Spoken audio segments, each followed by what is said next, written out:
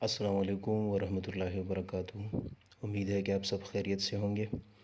आज हमारा topic of discussion जो है ना वो लेवल ऑफ ऑर्गेनाइजेशन है, जिसका ताल्लुक़ बायोलॉजी के सब्जेक्ट से है। बायोलॉजी ये टॉपिक ज़्यादातर क्लास 9th में भी आई है और फर्स्ट ईयर में भी मौजूद है। Levels of organisation.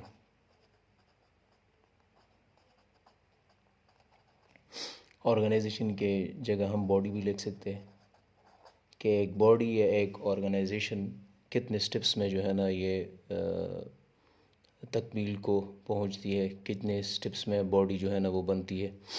तो जिस तरह हमने पढ़ा है कि बॉडी जो है ना वो सेल से बनी हुई है। हम पढ़ते हैं ना कि जितनी भी लिविंग बॉडीज़ है उसकी जो है ना उसकी स्ट्रक्चर जो है ना वो सेल से बनी हुई है, तो उसकी कंपोजिशन सेल है। अब हमें पता है कि सेल किस चीज़ से बने, तो सेल बनी है सेल ऑर्गेनील से, सेल ऑर्गेनीलीज। और इस तरह फिर सेल ऑर्गेनीलीज जो है ना वो बायो मालिक्यूल से बनी हुई है, बायो मॉलिक्यूल्स से बनी हुई है। और बायो मालिक्यूल जो है ना हमें पता है कि ये एलिमेंट से बनी हुई है, बायो एलिमेंट्स। और बायो एलिमेंट्स जो है ना फिर एटम्स, सिंपल फॉर्म एटम होती है। और एटम जो है ना हमें पता है कि ये इलेक्ट्रॉन, प्रोटॉन एंड न्यूट्रॉन, इसको हम सब एटॉमिक पार्टिकल भी कह सकते हैं। इलेक्ट्रॉन, प्रोटॉन और न्यूट्रॉन, इसको हम सब एटॉमिक पार्टिकल्स कहते हैं, क्योंकि ये पार्टिकल्स इकट्ठे होकर एटम बन जाती है। शुरू में तो वो डाल्टन एटॉमिक मॉडल जो थ्योरी पेश की थी, उन्होंने कहा कि matter is composed of small particles and that small particles is indivisible. लेकिन बाद में फिर जो है ना प्रूफ हो गया कि नहीं, एटम डिविजिबल है और वो इलेक्ट्रॉन, प्रोटॉन और न्यूट्रॉन से बनी हुई है। तो इसलिए हम अब कंसिडर करेंगे कि एटम डिविजिबल पार्टिकल है और ये जो है ना इलेक्ट्रॉन, प्रोटॉन और न्यूट्रॉन से बनी हुई है। इसलिए हम इसको सब एटॉमिक पार्टिकल्स कहते हैं, क्योंकि यही पार्टिकल्स कंबाइन होके एटम्स बनाती है। इलेक्ट्रॉन जो है ना वो शेल्स में पाई जाती है और इसमें जो है, इस पर जो है ना नेगेटिव चार्ज है। और चार्ज कितनी है? 1.6022 मल्टीप्लाई बाई 10⁻⁻⁻19 कूलम। ये कूलम जो है ना चार्ज की यूनिट है।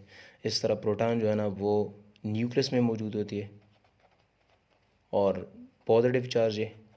और चार्ज जो है ना वो 1.6022 मल्टीप्लाई बाई 10⁻⁻19। ये -19 हम इसलिए लिखते हैं क्योंकि ये it means that the value is very small. -19 यहाँ पर भी है, -19 यहाँ पर भी है। तो इसका मतलब नहीं, ये नहीं है कि इलेक्ट्रॉन होगा तो -19 और प्रोटॉन होगा तो इस तरह +19। ये +19 और -19, ये जो पावर के ऊपर जो 19 लिखा हुआ है माइनस, तो it means that the value is very small. जिस तरह हम इस तरह लिखते हैं 000 इस तरह। तो ये जब हम लेफ़्ट साइड से राइट साइड तक जाते पॉइंट लेते हैं तो फिर माइनस में हम काउंट करते हैं। तो -19 का मतलब है कि the value of the charge is very very low. और न्यूट्रॉन जो है ना वो तो उस पर चार्ज नहीं होता, वो न्यूट्रल होता है, तो उसकी वैल्यू भी नहीं है। न्यूट्रॉन न्यूट्रल, और ये भी न्यूक्लियस में पाई जाती है।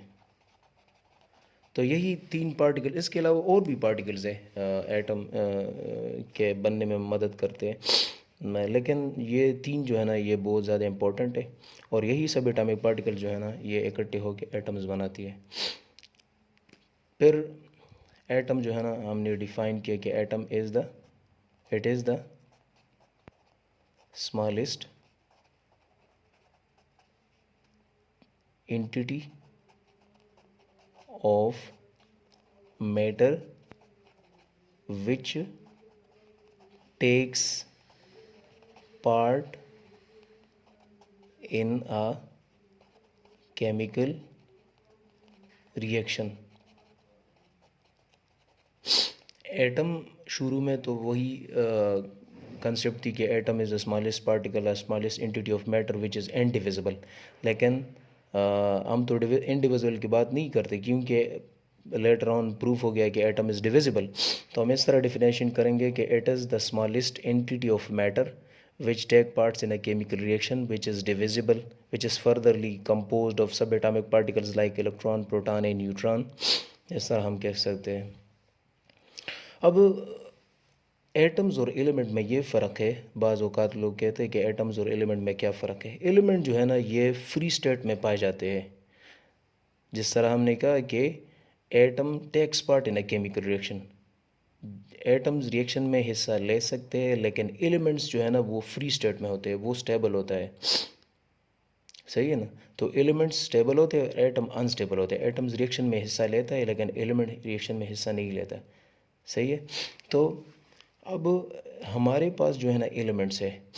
एलिमेंट्स क्या चीज़ है? Elements when similar atoms combine to form element which can not be furtherly simplified. Element की डिफिनेशन अगर हम करें तो similar atoms combines called elements which cannot furtherly simplified। जो हम फर्दर इसको हम सिंप्लीफाइड नहीं कर सकते। मतलब हमारे साथ एक ब्लॉक है गोल्ड का, तो इसमें जितनी भी एटम्स है ये गोल्ड के हैं। अब अगर हम इसको तकसीम करके एक ज़र्रा भी बनाते हैं तो वो ज़र्रा भी जो है ना वो गोल्ड के एलिमेंट से बनी हुई होती है।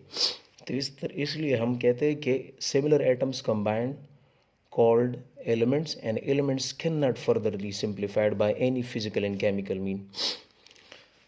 तो हमारे साथ जो है ना तकरीबन अभी तक तो 134 एलिमेंट जो है ना वो पीरियडिक टेबल में जो है ना आए, डिस्कवर हुए। इन 134 में तकरीबन 92 जो है ना वो नेचुरल है, 92 नेचुरल एलिमेंट्स हैं। और बाकी जितनी भी रहते मतलब 8 और 34, तो ये तकरीबन 42 हो गए। तो 42 आर्टिफिशियल है। अभी इसके साथ एडिशन होती है, ये ऑनवर्ड जाएगी 140 145 तक, जिनके एलिमेंट की डिस्कवरी तो होती रहती है। लेकिन जितनी भी डिस्कवर हो गए ये फ्यूचर में, लेकिन उसमें 92 जो है ना वो नेचुरल है। इसकी तादाद ज़्यादा नहीं होती, क्योंकि 92 से एटॉमिक नंबर ज़्यादा हो गए, फिर उसमें रेडियोएक्टिविटी का प्रोसेस, वही से फिर आर्टिफिशियल एलिमेंट्स बन जाते हैं। तो हम कहते हैं कि जितनी भी एलिमेंट डिस्कवर हो, लेकिन 92 उसमें नेचुरल है। तो हमारे पास इन 134 एलिमेंट्स में 92 जो है ना वो नेचुरल एलिमेंट्स है, नेचुरल एलिमेंट्स। अब इन्हीं 92 में तकरीबन 16 जो है ना वो बायो एलिमेंट्स है। 16 जो है ना वो बायो एलिमेंट्स है, बायो एलिमेंट्स। बायो एलिमेंट्स जिस तरह नाम से ज़ाहिर है कि bio mean life and elements in elements, तो वो एलिमेंट जिससे एक बॉडी बनती है तो उसको हम बायो एलिमेंट्स कहते हैं। The elements which combine to form a living body that is called bio elements. या वो एलिमेंट्स जो एक लिविंग बॉडी के बनने में मदद करती है तो उसको हम बायो एलिमेंट्स कहते हैं। तो ह्यूमन बॉडी में तकरीबन 16 है, ह्यूमन बॉडी में तकरीबन 16 बायो एलिमेंट्स है। और अगर हम प्रोकैरियोट्स इस तरफ सोच ले तो 25, उनमें 25 बायो एलिमेंट्स है। प्रोकैरियोट्स में तकरीबन 25 बायो एलिमेंट्स है। और हमारे जो यूकैरियोट्स एनिमल्स है या ह्यूमन हम ले लें तो ह्यूमन में तकरीबन 16 बायो एलिमेंट्स है। और जितने प्रोकैरियोट्स है, बैक्टीरिया, साइनोबैक्टीरिया, तो या सम ऑफ प्रोटोजोन्स, उसमें भी तकरीबन 25 बायो एलिमेंट्स है। तो बाज़ औक़ात 25 भी आती है, 16 भी आती है। 16 ह्यूमन बॉडी में है और 25 जो है ना ये प्रोकैरियोट्स में है, बैक्टीरिया, साइनो बैक्टीरिया में। अब बायो एलिमेंट्स की डिफिनेशन तो हम जान गए कि bio elements are those elements which helps in making of the body. वो एलिमेंट्स जो एक बॉडी के बनने में मदद देती है या मदद करती है, उसको हम बायो एलिमेंट्स कहते हैं, और वो ह्यूमन बॉडी में 16 है। अब बायो एलिमेंट्स की बात हम करते हैं तो बायो एलिमेंट्स जो ह्यूमन में 16 है, 16 बायो एलिमेंट्स, 16 बायो एलिमेंट्स है।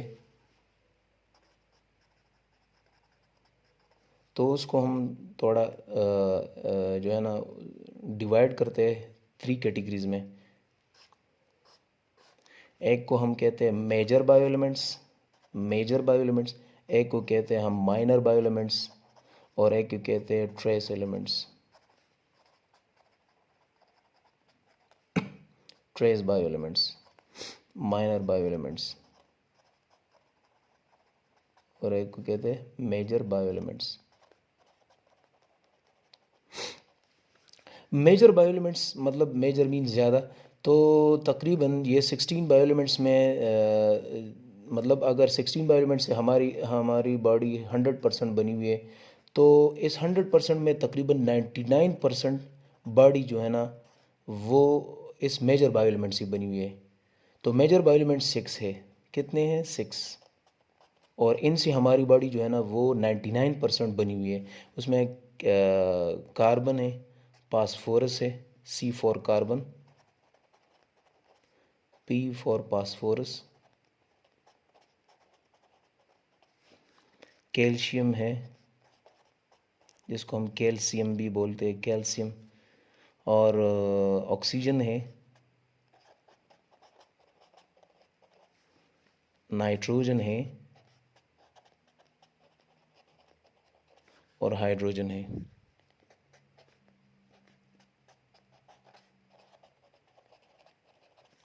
अब इसमें तकरीबन जो कैल्शियम है वो 2% है,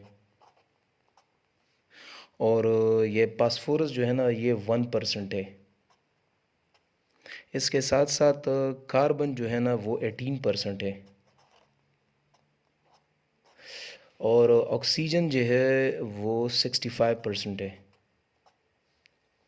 और नाइट्रोजन जो है वो तकरीबन 2.1% है, और इसके साथ साथ 10% जो है ना वो हाइड्रोजन है। तो ये अगर हम ऐड करें तो इन्हीं से तकरीबन 99% पर आएगा। 18, 65, 2, 1, 2.1, 10, ये सब कुछ हम ऐड करें तो इससे ये 99% आ जाएगा। माइनर बायो एलिमेंट्स वो है जिसकी हमारी बॉडी तकरीबन जब 99 ये हो गया तो 1%, वो एलिमेंट जो हमारी बॉडी में बहुत ज़्यादा कम है, वो एलिमेंट जो हमारी बॉडी में बहुत ज़्यादा पाई जाती है, उसको हम मेजर बायो एलिमेंट्स कहते हैं, या जिससे हमारी बॉडी ज़्यादा मतलब परसेंट में बनी हुई है। 99% हमारी बॉडी जो जिन एलिमेंट से बनी हुई है उसको हम मेजर बायो एलिमेंट्स कहते हैं, या हमारी बॉडी में ज़्यादा पाई जाती है तो उसको हम मेजर बायो एलिमेंट्स कहते हैं। माइनर बायो एलिमेंट्स जिससे हमारी बॉडी 1% बनी हुई है या हमारी बॉडी में बहुत ज़्यादा कम है, तो उसको हम माइनर बायो एलिमेंट्स कहते हैं। तो माइनर बायो एलिमेंट्स और ये ट्रेस एलिमेंट तकरीबन इसकी परसेंटेज 0.01% से भी कम है, लेस देन 0.01%। तो ये माइनर बायो एलिमेंट्स और ट्रेस बायो एलिमेंट्स ये तकरीबन 10 है। तो 10 और 6 जो है ना ये 16 बन गए। अब माइनर बायो एलिमेंट्स की तरफ आते हैं कि माइनर बायो एलिमेंट्स कौन कौन से हैं। तो इसमें पोटेशियम है जिसको हम सिंबल के से लिखते हैं, और केल से मतलब कैलियम, लेकिन हम कॉमन नेम इसके कहते हैं पोटाशियम, पोटेशियम इस तरह बोलते हैं। इसके अलावा जो है ना सल्फ़र है, स्टैंड फॉर सल्फ़र। इसके अलावा क्लोरीन है। इसके अलावा जो है ना हमारे साथ सोडियम है, इसको हम साइंटिफिक नेम जो है ना नेट्रियम है, और जो कॉमन नेम है वो सोडियम है। इसके साथ साथ जो है ना मैग्नीशियम है, मैग्नीशियम। तो पोटाशियम की परसेंटेज जो है ना तकरीबन 0.35% है, 0.35%। सल्फ़र जो है वो 0.25% है। क्लोरीन जो है वो तकरीबन 0.15% है। और इस तरह सोडियम जो है वो 0.15% ये भी है। और मैग्नीशियम जो है वो तकरीबन 0.05% है। तो ये जब हम ये सारी परसेंटेज ऐड करके तो इनसे हमें 1% जो है ना बनती है, और ये जो है ना 99%। अब ट्रेस एलिमेंट तो वो एलिमेंट्स है जो बहुत ज़्यादा कम है। ये तो तकरीबन 1 2 3 4 5 6, ये 6 हो गए। अब 1 2 3 4 5, तो 5 जो है ना माइनर बायो एलिमेंट्स है। और इसके साथ साथ ये ट्रेस बायो एलिमेंट्स ये भी तकरीबन 5 है। तो ट्रेस और माइनर बायो एलिमेंट्स तकरीबन 10 हो गए इकट्ठे। इससे ट्रेस बायो एलिमेंट्स वो बायो एलिमेंट जो हमारे बॉडी में 0.01% से लेस है।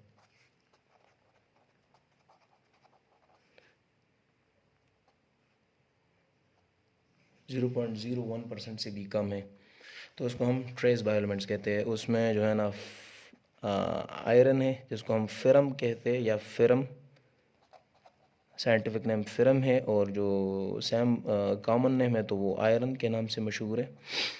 इस तरह कॉपर है।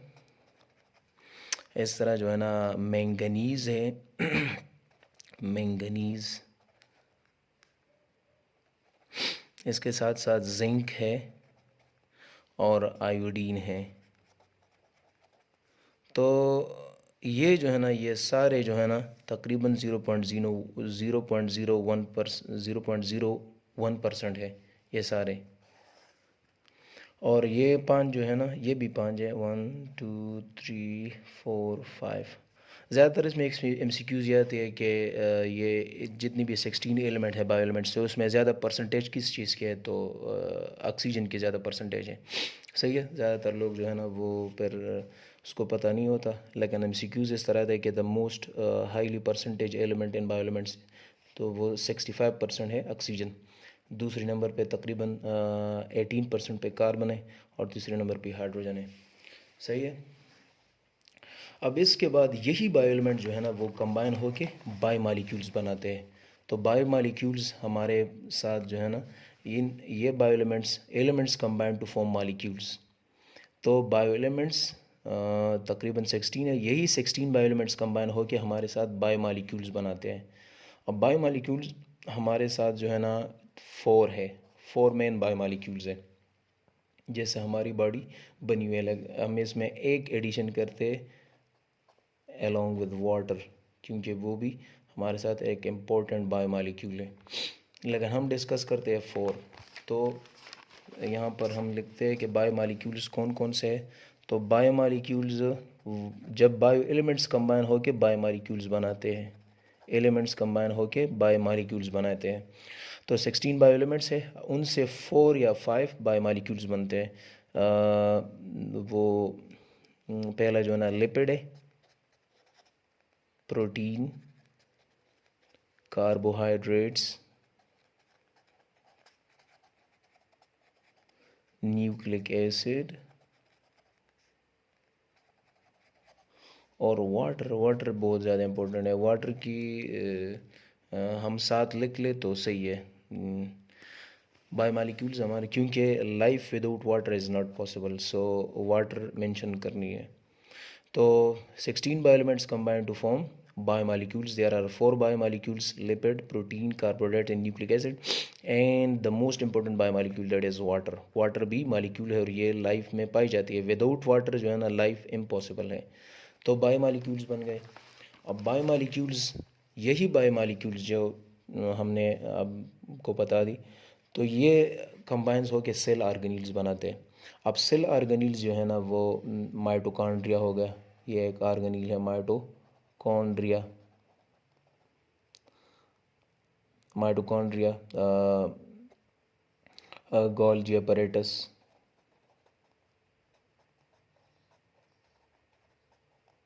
एंडोप्लाज्मिक रेटिकुलम,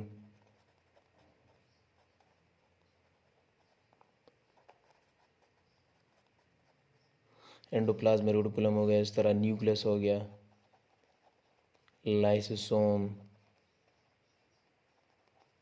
पेरेक्सिसोम्स, ये इस तरह और भी बहुत ज़्यादा है, राइबोसोम्स, ये क्लोरोप्लास्ट हो गया। तो ये इससे ज़्यादा भी सेल ऑर्गेनील्स है, लेकिन मैंने थोड़े बहुत लिख लिए आपकी आसानी के लिए।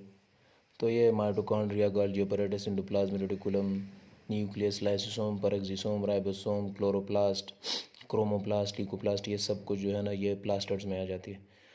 तो इनके अलावा और भी बहुत ज़्यादा है। पहले सेल ऑर्गेनील्स इकट्ठे होकर सेल बनाते हैं, यही ऑर्गेनील्स कंबाइन होके सेल बनाता है। अब सेल जो है ना हमने पढ़ा है कि cell it is the mass of protoplasm cell is the mass of protoplasm which is surrounded by cell membrane and having at least one nucleus. तो ये सेल की डेफिनेशन हो गया। Cell is actually it is a mass of protoplasm which is surrounded by cell membrane and having at least one nucleus that is called cell. अब cell की definition हम इस तरह भी करते हैं कि cell is the structure and function unit of the body. हम इस तरह भी कहते हैं कि cell it is also defined is the structural and functional unit of a body। मतलब सेल कंबाइन होके स्ट्रक्चर भी बनाती है, जिस तरह हमने पढ़ा कि सेल्स कंबाइन होके टिश्यूज और टिश्यू ऑर्गन, तो ये सेल कंबाइन होके स्ट्रक्चर भी बनाती है और हर स्ट्रक्चर की एक ख़ास फंक्शन होती है, तो इसको हम सेल कहते हैं। या cell is actually as a mass of protoplasm. अब प्रोटोप्लाज्म तो मैंने पिछले लेक्चर में भी आपको समझाया था कि प्रोटोप्लाज्म क्या चीज़ होती है। प्रोटोप्लाज्म असल में साइटोप्लाज्म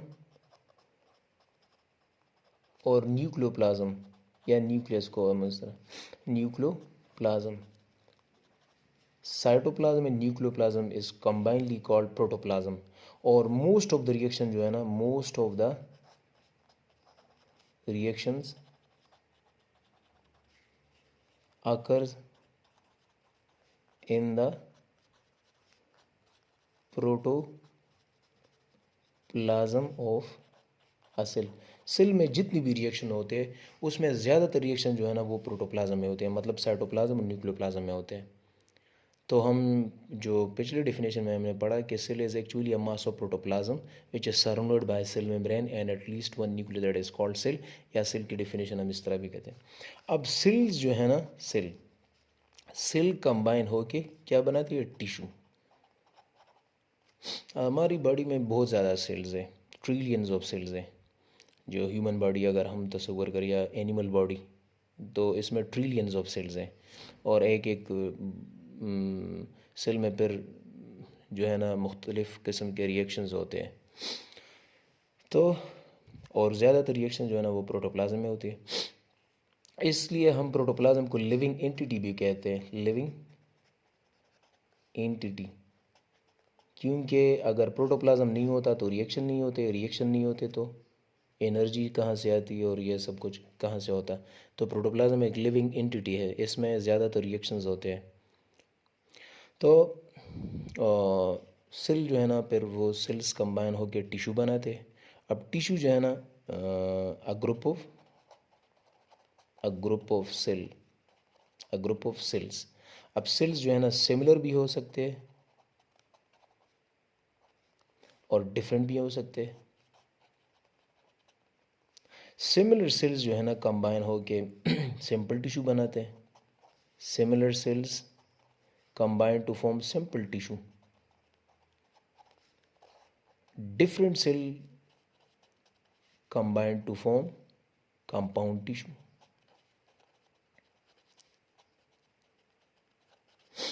मिसाल के तौर पर सिंपल टिश्यू एक हम प्लांट में लेते हैं और एक हम इस तरह एनिमल्स में लेते हैं। तो प्लांट में सिंपल टिश्यू अगर हम ले लें तो ये जो मेरिस्टेमेटिक टिश्यू है, मेरिस्टेमेटिक टिश्यूज़ है, ये हमारे साथ जो है ना या एपिडर्मस है, एपिडर्मस। तो ये जो है ना हमारे पास सिंपल टिश्यू है क्योंकि ये सिमिलर सेल से बनी हुई है। इस तरह एनिमल में जो है ना एपिथेलियम, एपिथेलियम ये भी जो है ना सिंपल टिश्यू है क्योंकि इसमें एक जैसे सेल्स होते हैं, मतलब वन टाइप ऑफ सेल्स होते हैं। डिफरेंट सेल्स के अगर हम कंपाउंड टिश्यू के एग्जांपल दें एनिमल्स और प्लांट्स में, तो प्लांट्स में जो है ना वस्कुलर सिस्टम जो है ना वस्कुलर बंडल या वस्कुलर टिश्यूज़ है, वस्कुलर टिश्यू जाइलम और फ्लोएम, वो भी डिफरेंट सेल से बनी हुई है। इसी तरह एनिमल्स में जो है ना वो हम कनेक्टिव टिश्यू की बात करें, कनेक्टिव टिश्यू या नर्वस टिश्यू, उस नर्वस टिश्यू में भी बहुत ज़्यादा ओनली सिर्फ न्यूरॉन नहीं होते, उसमें जो है ना ऑस्ट्रोसाइट्स होते हैं, न्यूरोग्लियल सेल्स होते हैं, इस तरह और भी बहुत ज़्यादा सेल्स होते हैं नर्वस टिश्यू में, श्वान सेल्स है। तो एनिमल कनेक्टिव टिश्यू या नर्वस टिश्यू ये भी जो है ना कंपाउंड टिश्यू क्योंकि ये डिफरेंट सेल से बनी हुई है। इस तरह प्लांट्स में वस्कुलर टिश्यू जो है ना जाइलम और फ्लोएम वो भी डिफरेंट सेल से बने हुए हैं। तो different cells combine to form compound tissue, similar cells combine to form simple tissue. अगर आप डिफिनेशन में कहते हैं कि group of similar cells is called tissue, नहीं, ये गलत होगा क्योंकि डिफरेंट सेल्स भी टिश्यू बनाते हैं। तो हम इस तरह कहेंगे कि group of cells may be similar, may be different, is called tissue. The similar cells combine to form simple tissue, different cells combine to form compound tissue. आप उसकी डिफिनेशन और उसकी एग्जांपल फिर यहाँ से दे सकते हैं। फिर जो है ना tissues combine to form organ। अब यही टिश्यूज़ जो है ना epithelial tissue, nervous tissue, connective tissue, यही टिश्यूज़ जो है ना फिर कंबाइन होकर ऑर्गन बनाते हैं। तो हमारे बॉडी में बहुत सारे ऑर्गन्स हैं, स्टमक है, हार्ट है, किडनीज़ है, आइज़ है, ईयर है, ब्रेन है, इस तरह जो है ना स्पाइनल कार्ड है, इस तरह जो है ना पैंक्रियास, गॉल ब्लैडर,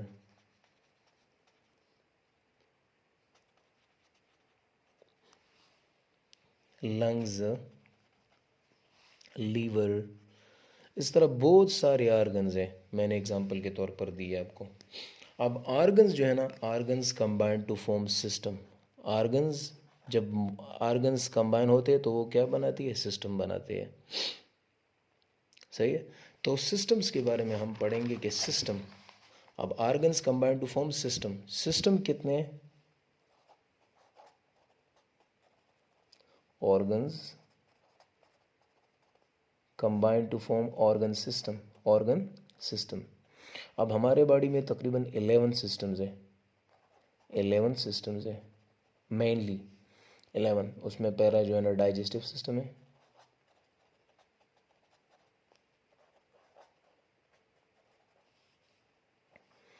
इसके अलावा नर्वस सिस्टम है,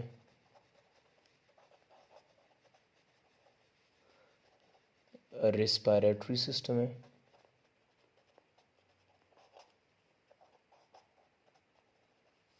इसके अलावा एक्सक्रीटरी सिस्टम है, इसमें यूरिनरी सिस्टम और ये स्वेट का सिस्टम जो है, या यूरिनरी सिस्टम इस तरह हम लिख सकते हैं, यूरिनरी सिस्टम। इसके अलावा रिप्रोडक्टिव सिस्टम है,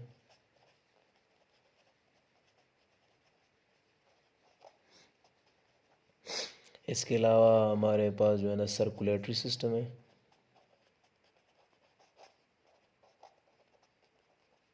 इसके अलावा इंटीगुमिनेटरी सिस्टम है,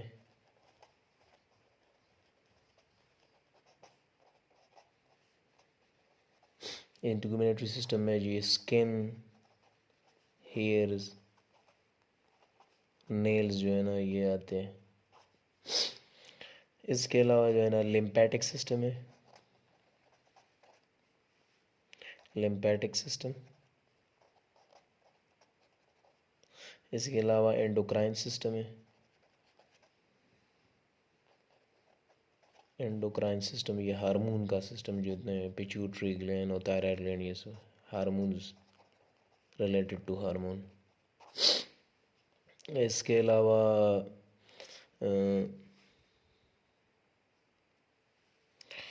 इसके अलावा जो है ना मस्कुलर सिस्टम है, मस्कुलर सिस्टम। और इसके अलावा स्केलेटल सिस्टम है। तो मेनली ये 11 सिस्टम जो है ना ये कंबाइन होके फिर क्या बनाते हैं, तो organ systems, organ system combine to form organisation, organisation, organisation बनती है। सही है। तो यही मैं मतलब 11 सिस्टम्स कंबाइन होके ऑर्गेनाइजेशन मतलब लिविंग बॉडी बनाती है, प्लांट की या एनिमल की, ह्यूमन बॉडी ये बनती है इसमें। तो लेवल ऑफ ऑर्गेनाइजेशन कितने हैं? तकरीबन 8 है। लेवल ऑफ ऑर्गेनाइजेशन कितने हैं? 8 लेवल्स हैं। पहला जो है ना सब एटॉमिक पार्टिकल, जिस तरह हमने पढ़ा सब एटॉमिक पार्टिकल और एटम, सब एटॉमिक पार्टिकल एंड एटम। दूसरा जो है ना ये एटम्स में बायो एलिमेंट्स पर आ गया। अब ये फर्स्ट है। सेकंड जो है ना ये बायोमॉलिक्यूल्स है, बायोमॉलिक्यूल्स एंड कंपाउंड, इस तरह हम लिख सकते हैं। तीसरा जो है ना ये सेल ऑर्गेनील्स है। चौथा जो है ना वो सेल है। पांचवा टिश्यू है। छठा जो है ना वो ऑर्गन है। सातवां जो है ना ऑर्गन सिस्टम है। और आठवां जो है ना वो ऑर्गेनाइजेशन है। तो ये लेवल ऑफ ऑर्गेनाइजेशन हमने डिटेल में पढ़ी। इसमें इम्पोर्टेंट बात यह है कि हम सिस्टम्स के नाम याद करें। और ये बायोएलिमेंट्स जो है ना ये 16 जो है ना ह्यूमन में है और 25 जो है ना वो प्रोकैरियोट सेल्स में जो है ना पाए जाते हैं। और इसमें कुछ इतना रॉकेट साइंस नहीं है। ये सेल के बारे में एक